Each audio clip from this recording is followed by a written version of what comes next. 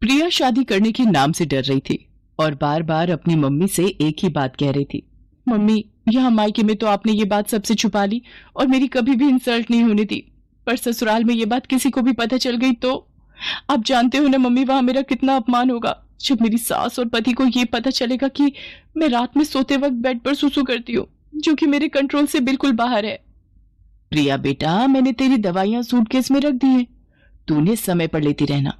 तू घबरा मत, डॉक्टर ने भी तो यही बोला है ना कि तुम्हें तनाव बिल्कुल भी नहीं लेना है और रात को सोने से पहले सुसु करके सोना, तो तुम्हें ही परेशानी नहीं होगी। अपने खाने पीने का ध्यान रखना और सोते समय अपने मोबाइल में आधी रात का अलार्म भी लगा लेना, जैसे यहाँ लगाकर सोती हो। प्रिया उस वक्त माँ की बात को सुन लेती है, पर उसके मन में इस बात को लेकर बहुत डर और घबराहट पैदा हो रही थी। कुछ दिनों बाद प्रिया की शादी हो जाती है और वो अपने ससुराल आ जाती है। कुछ दिन तक प्रिया अपने फोन में अलार्म लगाकर सोती है तो सब कुछ ठीक चल रहा था, पर एक दिन प्रिया, अचानक मुझे ऑफिस के काम से बाहर जाना पड़ रहा है, पर मैं 2 दिन में वापस आ जाऊंगा। तुम इस बात को लेकर मेरे से नाराज तो नहीं होना? नहीं नहीं, मैं भला क्यों नाराज होने लगी, आपका काम पहले है, आप अच्छे से काम करके लौटना। अरे रवि बेटा, तू चिंता क्यों करता है, मैं हूं ना बहू का ख्याल रखने के लिए। हम दोनों सास बहू खूब मजे करेंगे। रवि काम से बाहर चला जाता है। उसी रात, प्रिया बेटा, ये देख, मैंने हम दोनों के लिए कितनी बढ़िया वाली आइसक्रीम मंगवाई है, हम दोनों मिलकर खाते हैं। पर मैं तो आइसक्रीम खाती ही नहीं हूँ, क्योंकि ठंडी चीजें खाने से मुझे और ज्यादा सुसु आता है। पर माँ जी को मना कैसे करूं, उन्हें बुरा लगेगा, मुझे आइसक्रीम खानी पड़ेगी। है ना कितनी बढ़िया वाली आइसक्रीम, हमारे यहाँ की मशहूर आइसक्रीम है। एक काम करो, जब तक रवि वापस नहीं लौटता हम दोनों सास बहू एक ही कमरे में सो जाती हैं। रात को सोते समय गप्पे मारेंगे। जी जी ठीक है माँ जी, जैसा आप कहें। अब क्या करूं, मुझे माँ जी के साथ सोना पड़ेगा। कहीं रात में मेरा सूसू निकल गया तो मेरी तो सारी सच्चाई माँ जी और रवि के सामने आ जाएगी। उस रात प्रिया 2 बार अलार्म लगाकर सोई थी, इसलिए वो रात में 2 बार बाथरूम हो आई थी, पर चिंता और डर से वो पूरी रात सो नहीं पाई थी। वो रात तो जैसे तैसे कट गई। अगली रात जब प्रिया अपनी सास के साथ सोई तो उसका फोन चार्ज नहीं था, इस वजह से उसकी बैटरी खत्म हो गई और फोन स्विच ऑफ हो गया। प्रिया गहरी नींद में थी तो उसे पता ही नहीं चला कि उसे रात में उठकर बाथरूम जाना है। अगली सुबह जब प्रिया सोकर उठती है, उसका पूरा बिस्तर गीला था। घबराहट से उसके पसीने छूटने लगते हैं। प्रिया की सास ये सब देख लेती है और गुस्से में प्रिया पर चिल्ला पड़ती है। इतनी देर में रवि भी वापस आ जाता है। रवि बेटा, हम बेड पर सुसु करने वाली बहू ले आए हैं। मुझे तो सचमुच इसे अपनी बहू कहते हुए शर्म आ रही है। दुनियादारी और समाज में किसी को भी पता चल गया तो सब लोग हम पर हंसेंगे। अब मैं इसका क्या करूं? इसके माँ बाप ने भी हमसे इस बात को छुपाया और तो और इसने भी हमसे इतनी बड़ी बात छुपाई। मुझे तो कुछ समझ में नहीं आ रहा है। मैं तो कहती हूँ इसे अभी के अभी इसकी माँ के घर भेज दे। अब तू ही इससे बात कर।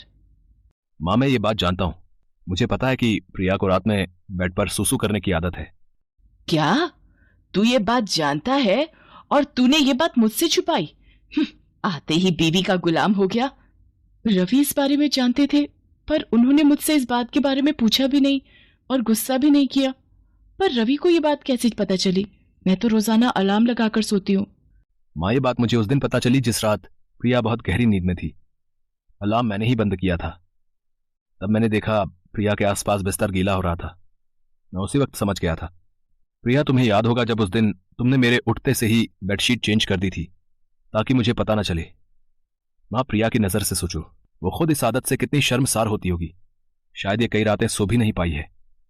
माँ, आप जानती हो इस आदत की सबसे बड़ी वजह तनाव है। आप तो खुद कहती हो किसी भी बीमारी की सबसे बड़ी वजह चिंता होती है। और माँ, हम कितनी बीमारियों का शिकार होते हैं, पर उन्हें ठीक करने के लिए इलाज के साथ साथ हमें अपनों के सहयोग की भी तो जरूरत होती है, तभी तो हम बीमारी से लड़कर ठीक हो पाते हैं। माँ, इस वक्त प्रिया जिस जगह खड़ी है शायद हम दोनों उसका अंदाजा भी नहीं लगा सकते। इस वक्त प्रिया को हम दोनों के सहयोग की बहुत जरूरत है। अच्छा माँ, एक बात बताओ, अगर यही आदत मुझ में होती तो फिर तुम क्या करती? मेरे ठीक होने में मेरी मदद करती या फिर मुझ पर गुस्सा करके मुझे घर से निकाल देती? माँ, अगर आप प्रिया को इस घर में नहीं रख सकती तो मैं प्रिया को लेकर कहीं और चला जाऊंगा। रवि की बातों को सुनकर प्रिया की आंखों में आंसू भर आते हैं और वो रो पड़ती है। सचमुच रवि एक अच्छा पति होने के साथ साथ एक अच्छा इंसान भी था। मुझे माफ कर दे बेटा, तू ये घर छोड़कर चला जाएगा तो मैं किसके सहारे रहूंगी। मुझसे बहुत बड़ी गलती हो गई प्रिया बहू, मुझे माफ कर दो। मुझे तुम्हें समझना चाहिए था, ना कि तुम्हारी कमी को ढूंढना चाहिए था। एक माँ होकर भी मैं तुम्हारी परेशानी को समझ नहीं पाई। नहीं माँ जी, आप मेरी माँ हो और माँ कभी अपने बच्चों से माफी नहीं मांगती। मैं सचमुच कितनी भाग्यशाली हूँ जो मुझे पति के रूप में रवि और माँ के रूप में आप मिले। प्रिया अपनी सास के गले लग जाती है। ये देखकर रवि भी बहुत खुश होता है। प्रिया अब रात में तरल पदार्थ ज्यादा नहीं लेती थी और समय पर सोती थी। प्रिया रात में कभी अलार्म से ना उठ पाए तो रवि उसे उठा देता था, ताकि प्रिया को रात में कोई परेशानी ना हो। प्रिया की सास और रवि प्रिया को खुश रखते थे। धीरे धीरे रवि और सास के सहयोग से कुछ समय में ही प्रिया की ये आदत पूरी तरह से छूट जाती है।